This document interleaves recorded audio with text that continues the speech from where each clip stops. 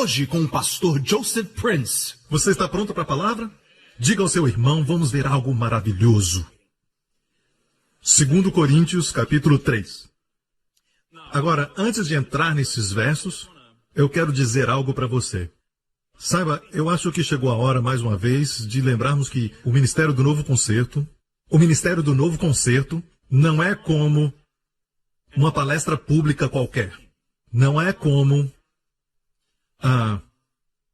um seminário motivacional.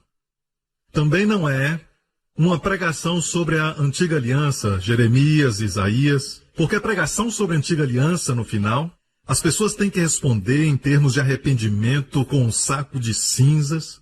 O que está acontecendo é que estamos pegando a pregação da Antiga Aliança e estamos colocando na pregação da Nova Aliança e misturando tudo, e estamos perdendo aquilo que Deus tem para nós na Nova Aliança. Amém? Vamos falar sobre ministério hoje e como ser uma bênção para as pessoas.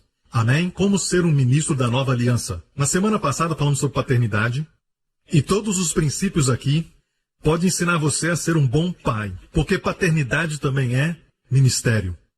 Posso ouvir um amém? Esses princípios não são somente para pastores, para trabalhadores na obra, para missionários, para pessoas que estão no campo. Não, é para todas as áreas. Se você é um homem de negócios ou um professor, você está ministrando o tempo todo. Você encontra alguém no posto de gasolina, você está ministrando a ele. Amém? Você é uma carta viva. Eles não leem a Bíblia, nós lemos. Eles nos leem. Nós somos a carta viva. Então, se você ler os primeiros versos de 2 Coríntios, verá que fala que você é carta escrita em nossos corações. Nós somos as cartas vivas. Então vem o verso 5. Não que sejamos capazes por nós de pensar alguma coisa, como de nós mesmos, mas a nossa capacidade vem de Deus, que também nos fez capazes de ser ministros de um novo testamento. Então, olha isso. Deus sempre vai apoiar um ministro do novo concerto, não do velho concerto. Veja que a suficiência de Deus é para nos tornar capazes de sermos ministros do novo concerto. Não existe provisão se você é um ministro do antigo concerto ou uma mistura. Ok? Não há provisão de Deus para você. Deus não vai te apoiar. Ok? Deus só torna capazes os ministros do novo concerto. Porque o antigo concerto é da letra. O novo concerto não é da letra, mas do Espírito. Porque a letra mata, mas o Espírito vivifica. Amém? O primeiro Pentecoste, o povo judeu chama Shavuot. O primeiro Pentecoste é 50 dias depois da Páscoa. Daí vem a palavra Pentecoste. Ok? A primeira Páscoa, quando Deus passou por cima da casa dos israelitas por causa do sangue do Cordeiro. Ok? Nos umbrais e nas vergas, você vê a cruz. Então Deus disse, quando eu ver o sangue, eu passarei por cima. Amém? Quando eu ver o sangue. Deus nunca disse, quando eu ver o bom nome da sua família, quando eu ver suas obras, quando eu ver quanto você é fiel. Não tem nada a ver com você e comigo. Quando eu ver o sangue, eu passarei por cima. 50 dias depois, então, eles estavam no Monte Sinai. Vemos Israel no Monte Sinai. Esse foi o primeiro Pentecoste. Shavuot. Pentecoste quer dizer 50. E a Bíblia diz, naquele dia, Deus deu a letra. A letra aqui são os 10 mandamentos. Deu a lei. E o que aconteceu no monte? No Monte Sinai, 3.000 pessoas morreram. Ok? Então pulamos para o novo concerto, Atos 2. Dessa vez é um monte diferente, Monte Sião, em Jerusalém. E a Bíblia nos diz, olha como a Bíblia diz, quando o dia de Pentecoste se cumpriu. Se cumpriu o dia de Pentecoste. Deus deu dessa vez, não a lei, mas o Espírito. E o que aconteceu dessa vez? 3.000 pessoas foram salvas. Então, a lei, quando Deus deu a lei, 3.000 pessoas morreram. A letra mata, mas o Espírito dá vida. Que tipo de ministro é você? Que tipo de pai é você? Você é um pai que usa culpa, vergonha, condenação? Ou você é um pai que ensina um senso de justiça para o seu filho? Amém? Você é um ministro que proclama, amém, o dom de justiça? Ou um ministro que vive falando do pecado? Profetas do Antigo Testamento chamavam pecado à memória. Pregadores do Novo Concerto chamam a justiça de Cristo para sua memória. Amém?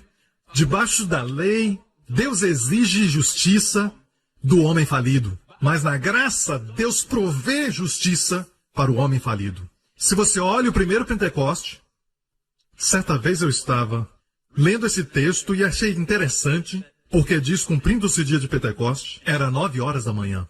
Então eu disse, uma festa judaica começa às 6 horas da noite, no dia anterior. Então por que o Pentecoste se cumpriu às 9 horas da manhã? Então eu fui até o Antigo Testamento e vi que Deus deu a lei também de manhã. Você vê como correto é? Com relâmpagos e trovões. Então é por isso que a Bíblia diz, você não virá a esse monte mais, mas alguns pregadores ainda querem ficar nesse monte. Deus já saiu desse monte. Em Hebreus 12 diz que não era para ir mais a esse monte, mas os melhores deles estavam tremendo. É um monte que condena os melhores de nós. Chegamos ao Monte Sião, onde existe um Deus vivo ali, Jesus, o sangue da aspersão, uma quantia inumerável de anjos ali, todos no Monte Sião. Agora vamos até o verso 7. E se o ministério da morte, uau, gravado com letras em pedras, veio em glória, de maneira que os filhos de Israel não podiam fitar os olhos na face de Moisés, por causa da glória do seu rosto, a qual era transitória, como não será de maior glória o ministério do Espírito? Agora, pastor, você está falando sobre não estarmos debaixo da lei, mas da graça. Você não sabe que a lei que está falando aqui é a lei cerimonial? Ah, é? Já escutei pregadores falarem sobre a graça, ensinarem sobre ela, e eles não falam sobre os 10 mandamentos. É como um tabu, ninguém pode tocar. E eu sei como o diabo faz as pessoas ficarem com medo disso. E tudo que eles falam é legalismo, legalismo. Eles usam essa palavra legalismo, ok? Mas a Bíblia é muito clara. O ministério da morte está gravado com letras em pedras. A lei cerimonial nunca foi escrita em pedras. Foi escrita em pergaminhos, em rolos. As 7 festas de Israel nunca foram escritas em pedras. O sacrifício de animais nunca foi escrito em pedras. A única parte da lei que foi escrita pelas próprias mãos de Deus, escrita em pedras, foram os 10 mandamentos. Você está comigo? E Deus chama de ministério da morte. Deus chama o quê? O ministério da morte. Ou seja, ministra a morte. E alguns pastores têm série de mensagens nos 10 mandamentos todo domingo, matando devagar. Então o que acontece é isso. Deus não deu a lei para tirar o melhor de nós. Deus não deu a lei para isso, porque a lei não é conhecimento de justiça, mas o conhecimento de pecado. Não de Deus. Amém? Pela lei vem o conhecimento do pecado, e então vai mostrar o seu pecado, e Deus fez para isso mesmo. Amém? Foi feita por Deus para trazer o pecado, para que todos se calem, e todos sejam culpados, até mesmo o crente, quando ele se submete à lei. Amém? Então aqui está claro, o ministério da morte escrito em pedras. E eu me lembro quando Deus falou comigo muitos anos atrás. Alguns já ouviram falar sobre isso, mas todas as vezes que penso nisso, tem uma revelação nova. Sabe, Deus falou comigo, ninguém morreu antes de Sinai. Do Egito ao Sinai, ninguém morreu. Então eu fui na Bíblia para verificar, e eu fui querendo provar que Deus estava errado. E olhei, e vi que nenhum deles morreu, mesmo murmurando. Do Egito ao Sinai, quantos sabem que murmurar é pecado? Murmurar é pecado. Nós diferenciamos, Deus não. E eles pecaram na margem do Mar Vermelho, eles pecaram quando viram as águas se tornarem amargas, eles pecaram quando não tinha comida, eles pecaram quando não tinha água, mas ninguém morreu, nenhum dos 3 milhões morreu. Nem um. Mas aos pés do Monte Sinai, quando disseram que tudo que Deus mandar, faremos, estavam dizendo, não nos abençoe por causa da nossa bondade, quer dizer, da sua bondade, porque você precisa entender que Deus os tirou por causa da sua bondade, não da deles, da sua fidelidade, não da deles. Sua aliança com Abraão, aliança de graça, não a que veio pela lei, não havia sido dada. É tudo pela graça. Se eles tivessem dito, Senhor, tua graça nos trouxe aqui, tua graça vai nos levar. Se eles falassem isso, a graça ia transformá-los. A graça não vai só te tirar do Egito, mas vai te transformar de dentro para fora. Não é mudança de comportamento, é transformação de coração. Amém? Então, no monte eles disseram, de agora em diante, tudo que o Senhor falar nós vamos fazer. Ou seja, não nos abençoe segundo a sua bondade, mas segundo a nossa obediência. Amém? Nos liberte conforme a nossa obediência. Mais para frente Deus diz, não se aproxime da montanha. Se até um animal tocar essa montanha, será morto com um dardo. Eu estava lendo isso um dia e o Espírito Santo então me falou, é daí que os dardos inflamados vêm. A montanha estava em fogo, o Monte Sinai. E todos que tocam no Monte Sinai hoje, dardos inflamados são lançados. Dardos que vêm a você e dizem, você fez isso errado, você fez aquilo errado, acusar, acusar, acusar. Isso não é o Espírito Santo, sim o acusador. Você começa a orar pelo enfermo, você começa a pregar, você começa a abençoar, ou começa a falar com alguém sobre Jesus, o acusador vem. Lembra o que você fez? Você tocou o Monte Sinai, se submeteu à lei. Você se julga baseado na sua bondade, na sua fidelidade, e não olha para Jesus e diz, vai julgá-lo, diabo. Como ele é, eu sou. A Bíblia não diz que você é como você é, mas como Jesus é, você é. Amém? Como Jesus é, assim somos nós neste mundo. E a Espanha vencerá. Amém? Então, no próximo capítulo, Deus então dá o ministério da morte. Ok? Deus diz ok. O momento que eles dizem tudo que Deus mandar, vamos fazer. Não se aproximem, Deus diz. Deus nunca disse não se aproximem quando eles saíram do Egito. Ele nunca disse não se aproximem quando andou com eles na coluna de nuvem. Ele nunca disse não se aproximem até o momento em que eles se orgulharam na sua própria justiça. Que é a raiz de todo pecado. Quando Adão quis ser como Deus baseado nos seus esforços. Quando Deus havia dito, você é feito na minha imagem. Descanse. Você não precisa fazer para ser. Maior mentira. Você tem que fazer para ser. Você está me ouvindo? Então venha, Dan, fique em pé aqui. Olha para mim, fica ali. Ok? Dan é um ponto. Ok? Veja, esse é um ponto de partida. O ponto de partida do cristão, em Colossenses, você é completo em Cristo. Você me ouve? Você é completo em Cristo. Até mesmo uma criança que tem 1 minuto de salvação em Cristo é completo em Cristo. Você me ouve? Esse é o ponto de partida. Você precisa saber que você é completo em Cristo. Não precisa acrescentar nada. Amém? A lei é para os servos. A graça para os filhos. Não precisa acrescentar nada e voltar para a lei. Amém? Você é completo em Cristo. O que está acontecendo é que nós pegamos o ponto de partida e fazemos dele o ponto final. Ok? Então dizemos, o nosso tipo de cristianismo hoje é assim, faça o seu melhor. Aguenta, irmão. Ok? Ore muito. Jejue mais. Ok? Um dia desses, você vai chegar ao lugar da plenitude em Cristo. Trocamos o que Deus fez como ponto de partida em ponto final. Quando Deus diz que você começa na plenitude em Cristo, mas você sai dessa plenitude. Amém? Você está sentado com Cristo e como você anda como crente é como você se senta. A primeira parte de Efésios é sentar. A metade de Efésios é andar. A última parte de Efésios, do livro de Efésios, é ficar em pé. Da maneira que você anda nessa terra, segundo a sua vocação em Cristo, do jeito que você anda, como ama a sua esposa, como se submete aos pais, como você anda, é como você se senta.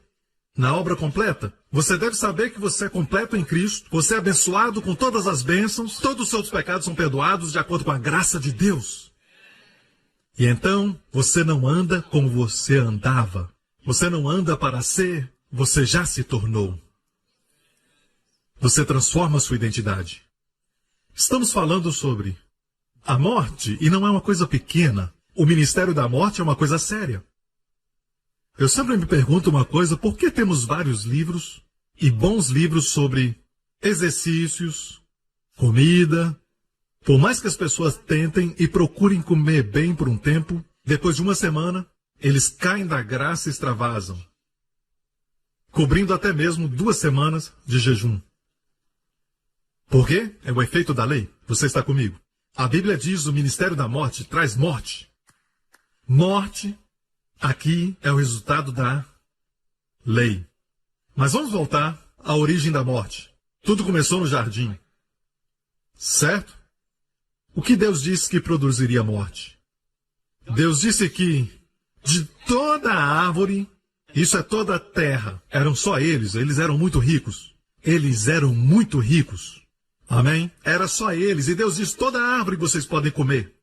Ele falou livremente. Mas da árvore do conhecimento, do bem e do mal, no dia que vocês comerem, vocês vão morrer. Que árvore é essa? Conhecimento do bem e do mal. Uma outra palavra para a lei. No dia em que comerem, morrerão. E não se esqueça, aquela árvore foi plantada por Deus. E alguém pode dizer, por que Deus então plantou? Para o homem dizimar. Comeria de todas e dizimaria aquela? Não toque. É uma forma de dízimo. Deus viu tudo que tinha feito e viu que era bom. Até aquela árvore não era boa para o homem. Só Deus pode com a lei. Você não ouviu o que eu disse? O dia que você tocar a lei, o dia que tentar manter a lei, vai produzir morte. Foi feita por Deus para isso. A letra mata. Então, quando Adão e Eva tomaram daquela árvore, do conhecimento do bem e do mal, o que há de errado ter conhecimento do bem? E conhecimento do mal, o que há errado? Nós pensamos que quanto mais lei temos, quanto mais eu souber do bem e do mal, melhor eu fico. Mas a verdade é o oposto. E Adão e Eva descobriram.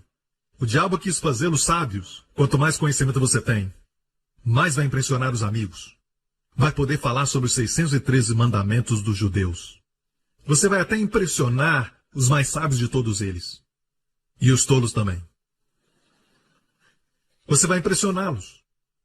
Vai se orgulhar. Mas trouxe morte. Você está ouvindo? Você está comigo? Depois que Deus deu a lei, o mesmo pecado, olha isso. Quando murmuraram, morreram. Quando murmuraram, morreram. Esse lado do Monte Sinai. Do outro lado do Monte Sinai, mesmo pecado, ninguém morreu. Me acompanha? Quando Deus falou isso comigo, eu chequei. Ninguém estava pregando sobre isso. E eu me lembro que eu fiquei com tanto medo de pregar isso. E até falar sobre os 10 mandamentos. Mas quanto mais você lê a Bíblia, chega à conclusão que o diabo está usando a lei para fazer as pessoas doentes. Para fazê-los deprimidos. Eu fiz o suficiente, eu estou orando. E o diabo tenta mostrar o que você fez errado. Ok? Mesmo quando você faz certo. Ele diz, você orou agora, mas você não orou muito. Aquela pessoa ora 1 hora por dia. Você só orou meia hora. Até quando você lê a Bíblia, ele diz, você leu 3 capítulos, mas fulano leu 10. Nunca é o suficiente, é blá, blá, blá, blá. Como uma mulher chata. Nenhuma delas aqui, amém? E nem na Austrália, amém? Amém? Só em outra igreja. Em algum lugar, amém? Você não aguenta. Ninguém aguenta isso. Colocamos até o Espírito Santo nesse papel de chato. Alguém me falou no dia que eu fui salvo, e eu ainda me lembro, me levaram para um canto e me disseram, lembre-se, você agora é salvo, ok? Quando você pecar, escute bem dentro, tem uma campainha.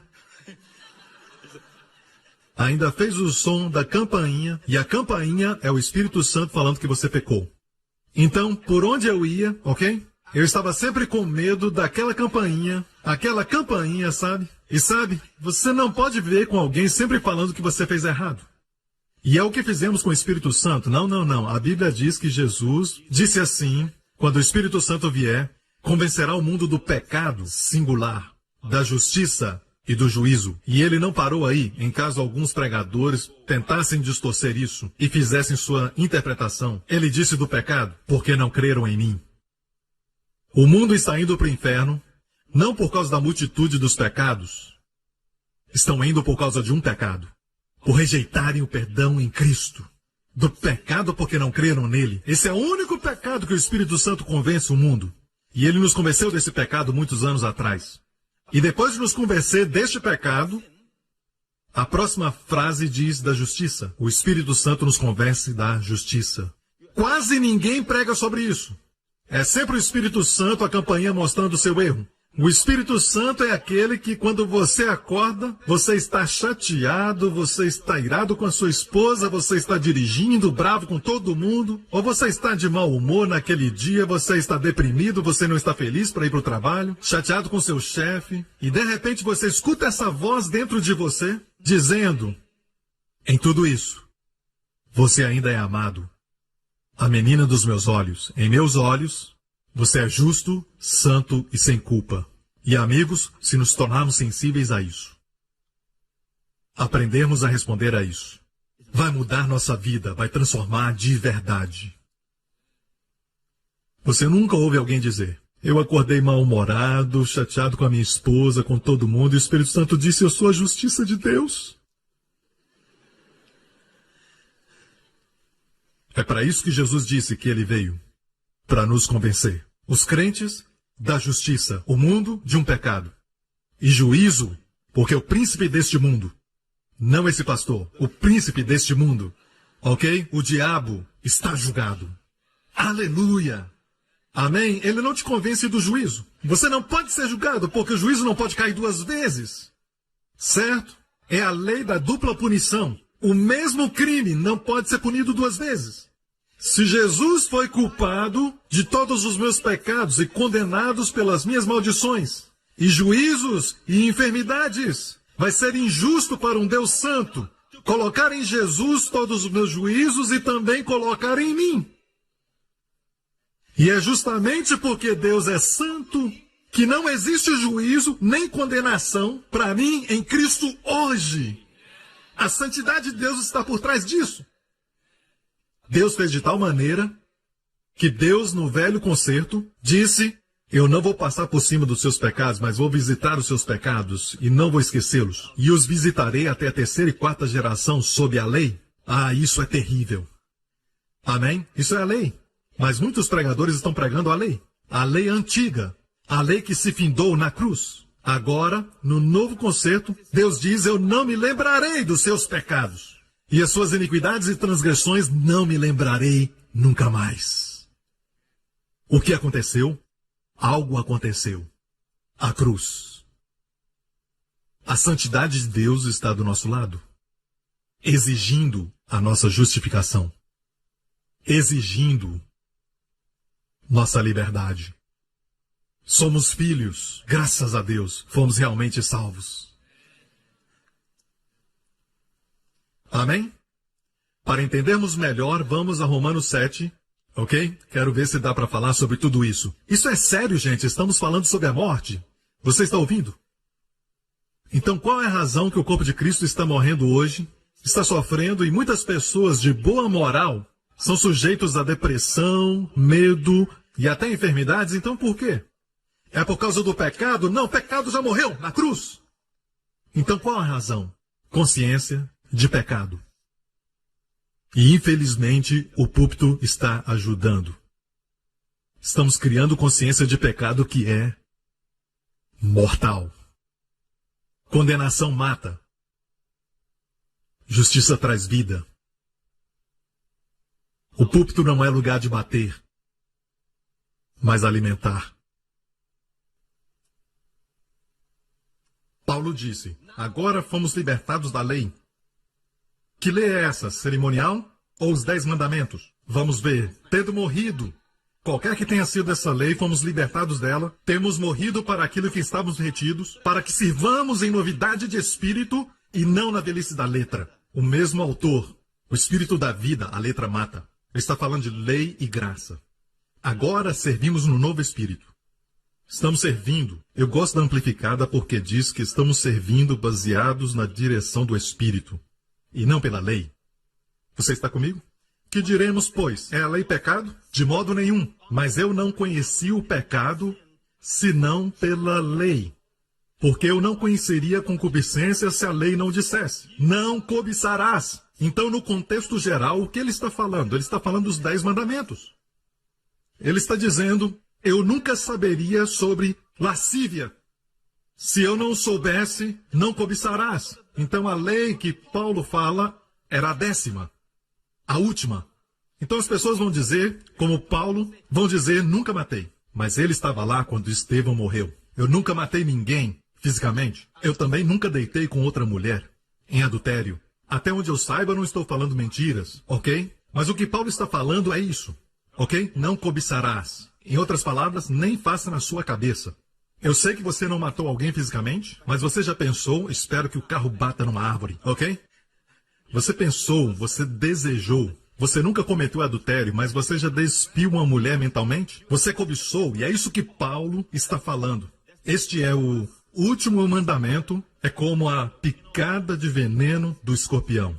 É aquilo que atinge todo mundo. No momento que você pensa que cumpriu a lei, o último te pega. Esse é o propósito da lei, foi feito para que todo mundo se sinta culpado e veja a necessidade da justiça de Jesus Cristo. Meu Deus, por que eles estão pregando uma mensagem diferente então? Dizendo faço o bem, recebo o bem, faço o mal, recebe o mal? Como somos diferentes? Somos diferentes por causa da graça, a graça de Deus. Recebemos o bem que não merecemos, porque alguém recebeu o mal que não merecia. Isso se chama graça. Faço o bem, recebo o bem, faço o mal, recebo o mal? Todo mundo crê nisso. É por isso que não é preciso o Espírito Santo para entender a lei. É necessário o Espírito Santo para entender. Posso receber todo o bem que não mereço, porque alguém recebeu todo o mal que ele não mereceu. Bem, pastor, como você pode dizer que você é justo diante de Deus, mesmo com suas atitudes e ações? Eu posso se você me responder como Jesus se tornou pecado na cruz sem cometer pecado. Jesus se tornou pecado? Sim. Ele cometeu pecado? Para se tornar pecado? Sou justo, não porque cometo justiça. Ele tomou meu pecado, eu recebo sua justiça. Ele não cometeu pecado, eu não fiz justiça. Deus o tratou como se ele fosse maldição, ok? Ele recebeu meu pecado. Hoje eu recebo sua justiça e Deus me trata como se eu fosse a melhor pessoa do mundo. Ele clamou, meu Deus, a primeira vez que ele clamou essas palavras, ele sempre dizia meu pai, nunca falava meu Deus. Você vê a vida de Jesus, ele nunca falou meu Deus. Mas na cruz ele clamou pela primeira vez, Eli, Eli, meu Deus, para que possamos gritar, meu pai, meu pai. Por que me desamparaste, ele disse, para que possamos dizer, por que me abençoaste? Haha! Essa é a vida de graça. E no momento que esquecemos disso, nós voltamos ao faço bem, recebo bem, faço mal, recebo mal. Caímos da graça. Para cair de algum lugar, precisamos estar no alto. Graça é mais alta do que a lei. Se você tenta manter a lei, você cai da graça. Prega, pastor, que beleza, amém, aleluia. Ok? Mais uma vez, amém? Amém? Vamos terminar isso agora. Verso 8. Mas o pecado, tomando ocasião pelo mandamento, Paulo disse, ele acabou de falar sobre os 10 mandamentos, ok? Quanto mais você tenta manter, o pior você fica. Israel, cheio de boas intenções, para todos os intentos e propósitos, eles queriam manter a lei. Quando falaram para Deus tudo que Deus mandava nos fazer, isso era orgulho. Deveriam ter dito, por favor, o Senhor nos trouxe do Egito pela graça, nos leva pela sua graça à terra que emana leite e mel. E Deus teria feito, mas eles se exaltaram. E Deus disse, abençoarei vocês se vocês manterem os 10. Mas escutem, se quebrarem um, serão culpados de todos. E a maldição virá. Por isso a humanidade passa mais tempo do lado da maldição. Até que Cristo veio e nos remiu da maldição da lei. Amém, igreja? Então, quando eles se colocaram sob a lei ela foi feita para ativar a carne. E aí eles fizeram o bezerro de ouro. A primeira coisa que a lei diz não faça. Não tem outros deuses, eles fazem o bezerro. E eles até o adoraram.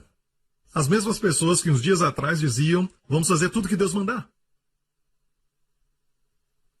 Eu sou a favor da santidade, você entende? O que nos diferencia de muitas pessoas é de como chegar de lá até aqui. Eu creio que é só pela graça, não pela lei. A lei piora tudo. Eu sou pela lei, pela razão pela qual Deus deu a lei. E Deus nunca deu a lei para justificar o homem. Ele deu a lei para que todos se sintam culpados. Vai mostrar o seu pecado. Então vamos voltar para Paulo. O pecado, tomando ocasião pelo mandamento, operou em mim toda concupiscência, todo tipo de lascívia, todo tipo de cobiça. Ele acabou de falar, eu tentei o melhor para evitar a lascívia, para não cobiçar, mas por mais que tentei, o pecado é como lenha na fogueira. A lei é a lenha. O pecado tomou ocasião pelo mandamento, operou em mim toda a concupiscência. Mas olha agora o que diz no resto do verso. Porquanto sem a lei estava morto o pecado. É melhor sublinhar isso. Porquanto sem a lei estava morto o pecado. Quer um aviso? Mantenha morto. E quando introduzimos de novo a lei nos nossos púlpitos, o que acontece? Levamos as pessoas ao poço em vez de tirá-las do poço. Por isso que o ministério da Nova Aliança nunca pode introduzir a lei. Quem você acha que usa a lei hoje? Quem você acha transformou a si mesmo como anjo de luz, cujos ministros são ministros de acordo com as obras e não a justiça? Quem você acha que está fazendo isso? Ok? Quem você acha que é? Que quer que a lei volte? É o diabo, lógico, porque ele é o acusador. Eu quero dizer algo para vocês. Vejam, o espírito da vida é de Deus, certo? Mas não esqueça, dispensações diferentes. Até a letra que mata é de Deus. O diabo não tem poder para matar, nenhum anjo tem poder para matar. Até no Antigo Testamento, quando o anjo destrói, ele usa a espada de Deus. Só Deus tem poder para destruir. Está me ouvindo? Satanás, ele mesmo, e falamos, o diabo mata as pessoas, mas de onde vem esse poder? Ele mesmo é um anjo caído. Então, a autoridade para matar está na letra que mata, a lei. Por isso o diabo usa a lei. Você sabia que o diabo em hebraico é chamado Hassatan, que quer dizer um advogado de acusação? Ele é perito na lei. Se você usa a lei certo, ele vai te pegar. Porque a lei sempre aponta para você. A graça aponta para Jesus. Amo o meu trabalho. Eu só aponto para Jesus. Amém? Veja isso. Colossenses 2, verso 13. Quando estáveis mortos no pecado e na incircuncisão da vossa carne, vos vivificou juntamente com ele, perdoando-vos todas as ofensas. Não se esqueça que Deus não perdoa só de 1954 até o ano de 2010. Todos os pecados passados estão perdoados. Não, Deus perdoa toda a sua vida. Toda a sua vida de pecado foi colocada em Cristo. Todos os seus pecados estão perdoados. Tendo perdoado está no passado, tendo perdoado todos os pecados. Você vê? Amém? Havendo riscado a cédula que era contra nós nas suas ordenanças. Então o que Deus fez? Tendo riscado toda a cédula que era contra nós. Interessante, toda a cédula que era contra nós. Ou era contrária a nós. Deus a tirou do meio de nós, cravando-a na cruz. Não somente Deus cravou os nossos pecados na cruz. A Bíblia diz, ele cravou a cédula que era contra nós. No grego a palavra dogma. De onde vem a palavra dogmático, a lei? Deus cravou a cédula. De quem era a cédula? Do próprio Deus. Deus pode cravar sua própria cédula. Deus a cravou na cruz. Você está ouvindo? Deus a tirou do nosso caminho. A lei foi cravada na cruz. Por quê? Próximo verso. Despojando principados e potestades, os expôs publicamente, e deles triunfou em si mesmo, tendo desarmado o diabo e todos os principados e potestades. Olha a palavra desarmado. Quer dizer então que o diabo tinha armas. Ele tinha uma arma. Dentro do contexto, o que você acha que a arma era? A lei. Ele usa a lei e diz, tenta manter a lei, vai te manter santo, vai trazer muitas bênçãos. Ao invés de dizer, sou abençoado em Cristo. Amém? Vai lá, tenta manter a lei. E por mais que você tente, você falha. Ele conhece a lei. E quando você erra, ele te bate na cabeça. Olha para você, se chama um crente. Se chama um pastor. Se chama um príncipe. Não ria de mim, ria de si mesmo. Você nunca passou por isso? Amém? Então aqui, desarmado. Mas o que está acontecendo? Nós estamos colocando de volta, nas mãos do diabo, a lei para ferir as pessoas, para matar as pessoas. Porque pela lei sabemos do pecado, a lei nos lembra do pecado. Então como ensinar os nossos filhos? Eu lembro uma vez que estava pregando em Jerusalém, em uma conferência. Logo depois uma senhora veio até mim, uma senhora judia, uma crente, e ela estava irada comigo. Ela disse, como é que eu vou ensinar? Você tirou a minha lei. Ela não sabia que não fui eu que tirei. Foi nosso Pai Celestial que a cravou. Ok? Você tira a minha lei, então como eu vou ensinar os meus filhos? E eu falei isso. Sabe que minha filha Jéssica não é perfeita. Ok? Mas a Jéssica honra os seus pais.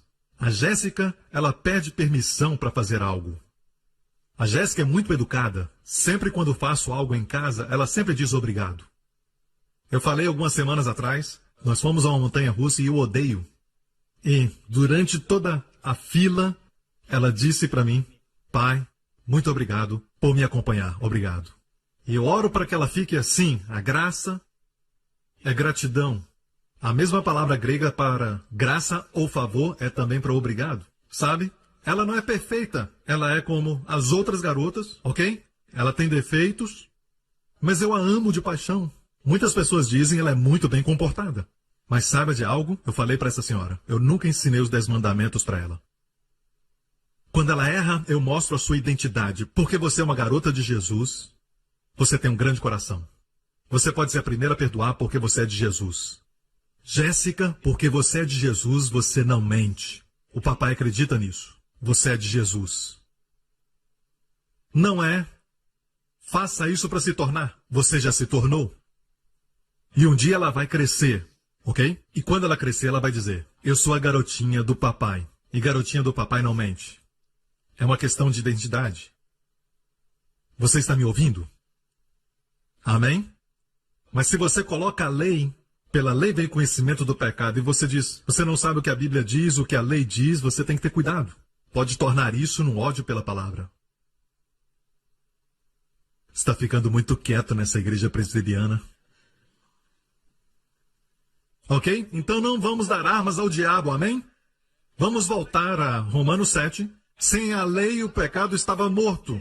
E Paulo disse, eu vivia antes, sem a lei. Viu?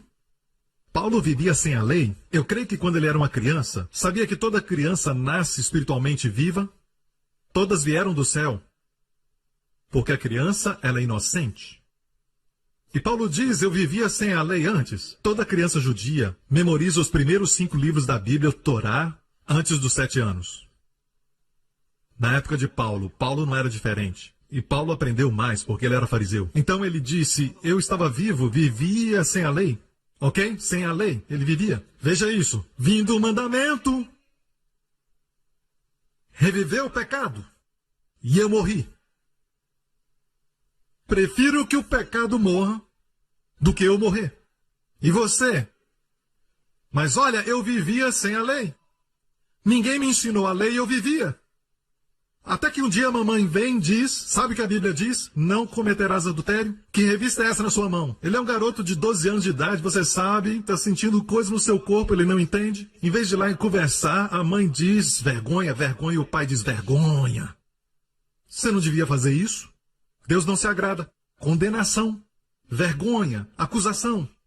Você faz que eles tenham vergonha dos seus corpos. Uma coisa que eu gosto de dizer para a Jéssica, Jéssica, tenha orgulho do seu corpo. Não tenha vergonha do seu corpo. Você tem um corpo bonito. Amém?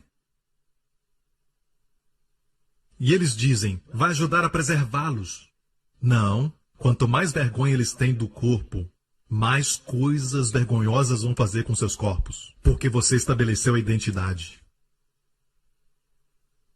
Veja, eu vou fazer uma pergunta para as senhoras, elas entendem. Se você tem um vestido novo, que é branco radiante, ok? Cheio de detalhes, muito bonito. E alguém vem e diz, vamos fazer um piquenique na praia, na areia. Você faria? Você não faria. Por quê? Porque você tem um vestido novo. Mas se você estiver com uma roupa qualquer, de short e a pessoa diz, vamos para a praia e passar o dia lá. E você vai porque você já está sujo. Você vê, é assim que acontece. Quando falamos para as pessoas que elas estão sujas, são pecadoras, eles vão e viverão isso. Até nossos filhos. Faça-os sentir que são justos.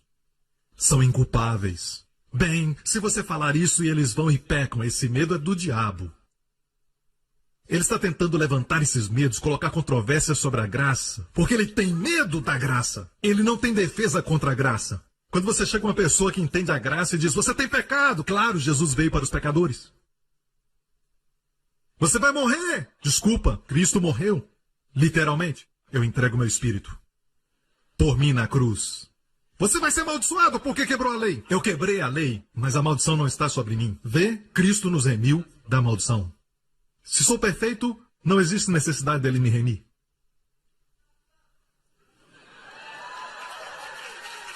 Amém? Glória a Deus. Você está comigo? É tudo sobre Jesus. Você não está feliz? É o que a Bíblia diz no Novo Testamento. A Bíblia é muito clara. Quando Jesus veio, o novo concerto não tinha começado ainda. Não foi com seu nascimento. Algumas pessoas acham que começou em Mateus capítulo 1. Eu sei que está escrito Novo Testamento na sua Bíblia, mas o novo concerto começou no dia de Pentecoste.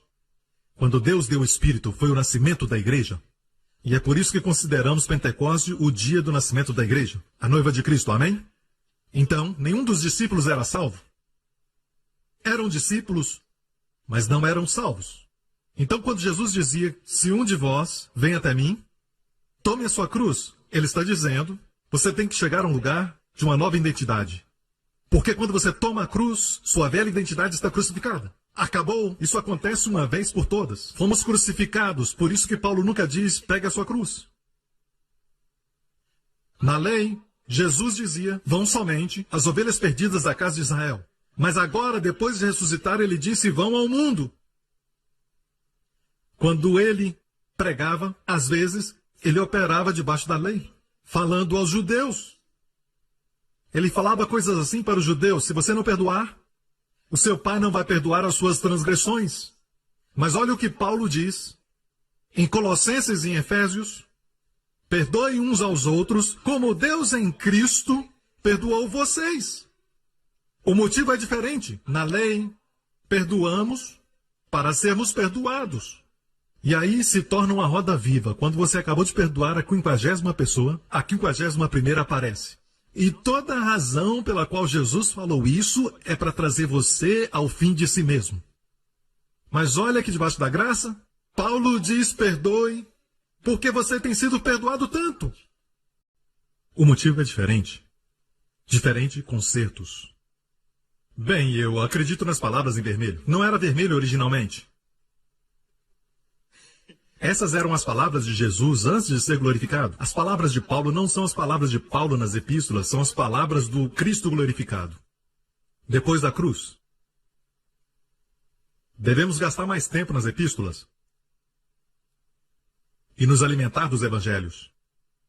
E nos alimentar de todo o Antigo Testamento também. Mas o Antigo Testamento não é faça e não faça para o crente. É a experiência da estrada de Emaús, onde as coisas são expostas concernentes a Jesus. Seus dias nas sombras. Ele é a arca de Noé. Amém. Não existem janelas do lado, somente em cima. Deus não quer que você veja destruição no mundo. Deus quer que você olhe para cima. Amém. Tenho certeza que, quando o dilúvio ficou bem forte, Noé caiu.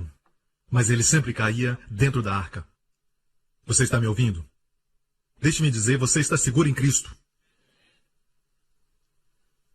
Dizemos que vida eterna é até o próximo pecado. A vida eterna é vida eterna, ou então vida eterna não é eterna.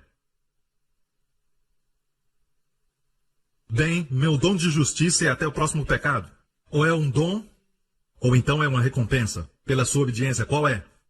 Se é um dom, saiba que Adão fez todos de nós pecadores, nós não perdemos isso. Fazendo bem. Como você pensa que nós perdemos a justiça em Cristo fazendo errado? Não é o que o último Adão fez muito mais do que o primeiro? Eu nem estou falando sobre muito mais, mas igualdade.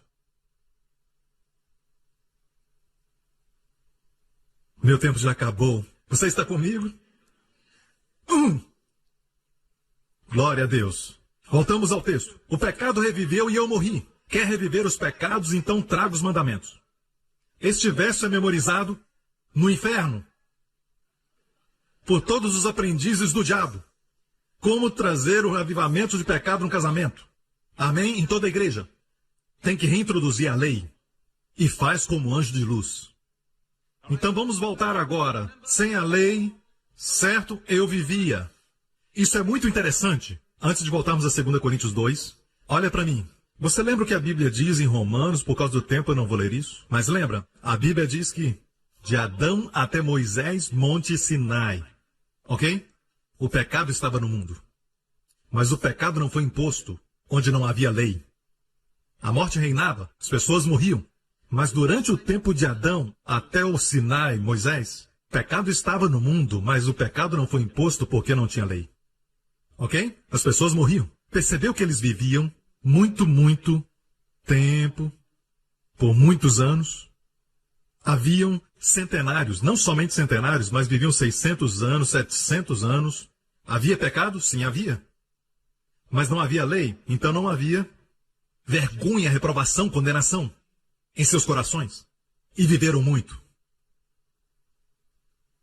Então o que acontece quando você tira a lei da igreja? O Espírito Santo começa a se mover nas pessoas e certamente longevidade virá. Bem, pastor, então o que destrói o pecado na vida das pessoas? Deixa-me falar da história da mulher pega em adultério. Às vezes lemos as histórias da Bíblia muito rapidamente e não entendemos. A Bíblia diz que uma mulher foi pega em adultério, não era uma prostituta. Ela foi pega em adultério. Até onde eu saiba, adultério exige 2. Geralmente. Mas o homem não estava lá, estava? Eles a trouxeram a Jesus e os fariseus não queriam saber a respeito da mulher, não se importavam a respeito da lei de Moisés. Queriam pegar Jesus. Pegamos essa mulher no ato de adultério, rabino, e Moisés diz que ela deve ser apedrejada. O que você diz? Se Jesus falasse apedreja, todas as pessoas que ouviram falar da graça iam dizer, estamos confusos. Se ele dissesse, não apedreje, eles diriam, você está quebrando a lei. De qualquer forma, eles iam pegar Jesus. Mas a Bíblia diz que Jesus fez algo profundo. E por muitos anos eu não sabia por que ele fez o que ele fez. Ele abaixou e com seu dedo escreveu no chão. Certo? Isso não faz te lembrar de algo? Só quando eu fui a Israel eu percebi que Jesus estava ensinando aos arredores do templo. Certo? Lembra do filme A Paixão de Cristo? Eu amo aquela parte, mesmo que seja areia. E amo aquela parte quando ele coloca o seu dedo na areia e escreve. Eu amo essa parte. A parte que ele escreveu uma linha na areia, mas na verdade não era areia. Quando vamos a Israel, aos arredores do templo, são todos feitos de pedra. O lugar onde os rabinos ensinavam, até onde Jesus ensinava, tudo feito de pedra. Ok? Eu pedi um artista para desenhar isso. Chão de pedra. Em outras palavras, quando eles disseram, ela deve ser apedrejada, o que tu dizes? Jesus não falou nada, com seu dedo ele escreveu na pedra. O que isso fala para você? Você tem a ousadia de me falar sobre a lei. Eu sou aquele que escreveu a lei. E ele se levantou e falou logo, já que vocês se importam tanto com a lei, vou lhes dar a pureza da lei. Apedreje-a, aquele que está sem pecado. Entre vocês, lance a primeira pedra. Uau! Ele quebrou a lei? Não. Ele disse apedreja. Só que não tem pecado, atire a primeira pedra. Então, ele a protegeu? Oh, sim, lógico. Agora olha isso. Aquele que não tem pecado, o único que não tinha pecado ali era ele. Ele era o único que poderia apedrejá-la. Poderia, mas não fez. Eles fariam, mas não puderam. Amém? E agora ficaram só Jesus e a mulher. E ele se abaixou pela segunda vez e escreveu. Ele escreveu 2 vezes na pedra. Deixa-me perguntar uma coisa. Quantas vezes Deus escreveu os 10 mandamentos na pedra 2 vezes. A primeira nunca chegou até o pé da montanha, ok? Moisés desceu com as 2 tábuas, como se uma não bastasse, Deus deu 2. Então, e ele estava descendo então a montanha, e o que Moisés vê no pé da montanha? Ele vê o bezerro dourado. E ele estava irado, e ele quebrou os 10 mandamentos antes de chegar lá embaixo. Então ele foi o primeiro a quebrar os 10 mandamentos. Mas você percebeu que Deus não ficou irado com ele? Você não encontra nenhum relato dizendo que Deus estava irado? Sabe por quê? Ele estava representando a ira de Deus. Deus estava irado com o povo. E você sabe? Foi sabedoria de Deus. Porque se ele trouxesse as tábuas no acampamento, todos eles morreriam. Ele quebrou para não chegar lá embaixo. Depois de alguns dias, Deus então disse para Moisés: Mo, vem para a montanha. E então, ele escreveu outras 2 tábuas da lei para substituir as 2 primeiras que ele quebrou. Deus disse: as primeiras 2 você quebrou, ok? Ele subiu a montanha e ficou lá 40 dias. E então, dessa vez, as 2 tábuas, ok? Escritas pelo dedo de Deus de novo. Onde Deus falou para colocar? Na Arca da Aliança, debaixo do propiciatório. Debaixo do propiciatório. Onde o sangue era aspergido no dia da purificação. Uma coisa maravilhosa sobre os olhos de Deus. Deus pode ver o seu coração. Deus pode ver os pensamentos da sua mente agora mesmo. Ele pode ver através das paredes. Ele pode ver o futuro. Mas existe uma coisa que os olhos de Deus não podem ver. Através do sangue do seu filho. Deus fez desse jeito. O sangue inocente deve estar no propiciatório. Quando Deus olha, ele não vê a lei quebrada. O pecado do homem. Deus vê o sangue. O propiciatório está acima da lei. E os filhos de Bet-Semes, quando os bois trouxeram a arca para Bet-Semes, eles cometeram um erro que trouxe morte. Eles olharam dentro da arca. Para você contemplar os 10 mandamentos, você tem que empurrar o propiciatório. Para pegar os 10 mandamentos. E é o que os pregadores estão fazendo hoje. Para você pegar os 10 mandamentos, você tem que empurrar o propiciatório. E o que aconteceu com Bet-Semes? 70 mil. A Bíblia diz que 70 mil morreram. É muita gente. Talvez tenha sido 5 mil homens e 70 bois. Porque a palavra para 1000, Aleph, pode se referir a ambos, e eu acredito que foi isso. Mas, mesmo assim, muitos morreram naquela pequena vila. Deus diz: coloque embaixo do propiciatório. Eu não quero ver a lei. Eu quero ver misericórdia. Misericórdia triunfa sobre o juízo. O coração de Deus é de misericórdia. E um por um eles saíram. E Jesus abaixou e escreveu. Ele olhou para cima e disse para a mulher: onde estão os teus acusadores? E ela procurou. Com olhos cheios de lágrimas disse: não ficou nenhum. Agora escute o que Jesus falou. Nem eu te condeno. Vá e não peques mais. Agora escute. Primeiramente ele disse: nem eu te condeno. Não há condenação para ti. Vá e não peques mais. A igreja reverteu isso. Vá e não peque mais primeiro.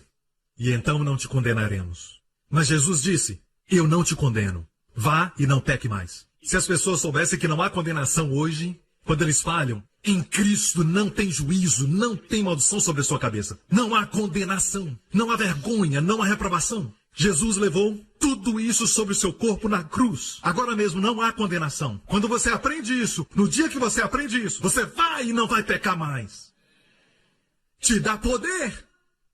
Não estamos pregando que não há condenação. E por isso não há poder na igreja. Falar com as pessoas, vai e não peque mais, eles fariam isso anos atrás. Para que Jesus então? Não, o poder de não pecar mais é não condenar. E por isso Romanos 7 termina com Romanos 8, portanto não há nenhuma condenação para os que estão em Cristo. O capítulo termina falando que nada nos separa do amor de Deus, entre todas as vitórias. E vida no Espírito. O caminho para a vida no Espírito, vida de vitória, é nenhuma condenação. O primeiro versículo. Vocês entenderam isso? Hoje temos todos os tipos de ministérios, e por isso nós não sabemos como encontrar o ministério certo. O que eu devo escutar? E eu vou concluir com 2 Coríntios 3, ok? Como não será de maior glória o ministério do Espírito? Olha o verso 9. Porque se o ministério da condenação, ele chama a lei o ministério da condenação. Sabe por quê? Ministra condenação. Venha. Temos uma série de seminários nesse próximo agosto, de sexta a domingo, sobre o ministério da morte. Vamos falar sobre os 10 mandamentos. Garantido obter resultados. Você vai sair, oprimido, doente. Porque se o ministério da condenação foi glorioso, muito mais excederá em glória o ministério da justiça. Porque também o que foi glorificado nessa parte não foi glorificado. Por causa dessa excelente glória. O novo concerto é a glória excelente. Porque se o que era transitório foi para a glória, muito mais é em glória o que permanece. Oh, aleluia! Tentamos manter a nossa cura numa mentalidade de antigo concerto. E por isso que vai embora. Devemos tomar posse na mente de nova aliança. E assim vai ficar. Amém? Eu vou encerrar com isso, porque se o ministério da condenação foi glorioso, muito mais excederá em glória o ministério da justiça. Um ministra a condenação, o outro ministra o dom da justiça. Lembrando você sempre que você é justo em Cristo.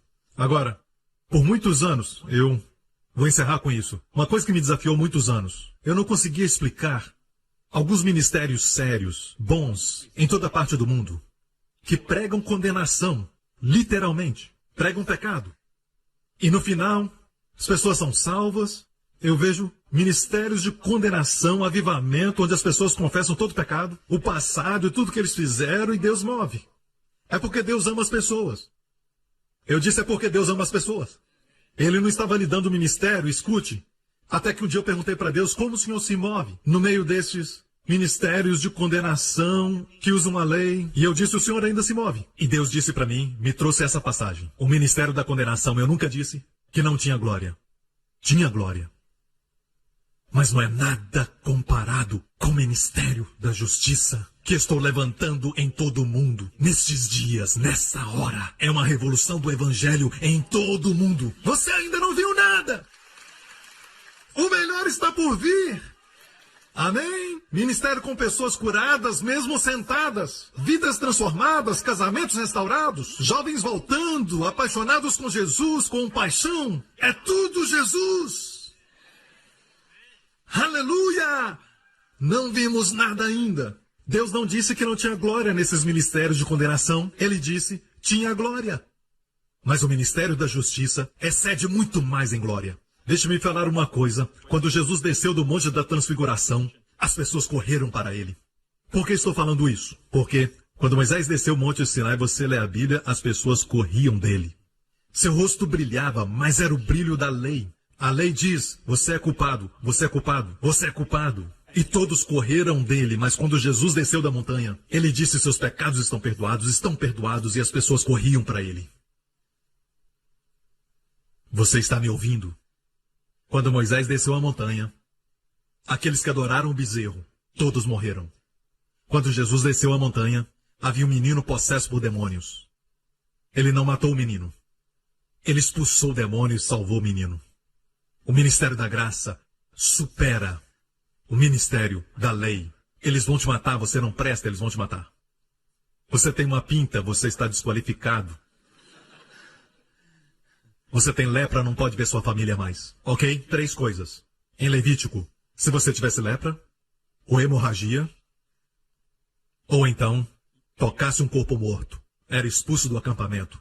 E essas 3 coisas que Jesus fez nos evangelhos. O Filho de Deus veio, a lei foi dada por Moisés, mas graça e verdade vieram por Jesus Cristo. Você vê, o primeiro milagre em Mateus, ele curou um leproso. Ele parou a hemorragia da mulher. Amém? E ressuscitou um morto. Essa é a graça, uma glória que supera a glória do ministério da condenação. Você não viu nada ainda. Dê ao Senhor um aplauso. Aleluia! Amém! Amém? Glória a Deus, todos os olhos fechados, cabeças encurvadas. Todos que estão vendo agora, abaixa a cabeça, fecha os olhos. Eu só quero falar sobre isso. Muito tempo atrás. Mesmo quando não nos importávamos de que estávamos perdidos, não nos importávamos que Deus nos amava, Deus não esperou que voltássemos o nosso coração para Ele. Deus não esperou que o reconhecêssemos. Deus enviou seu Filho. Deus amou o mundo de tal maneira, e a palavra tal fala de intensidade. Isso é o tanto quanto Deus te ama. Deus amou de tal maneira que deu o seu único Filho.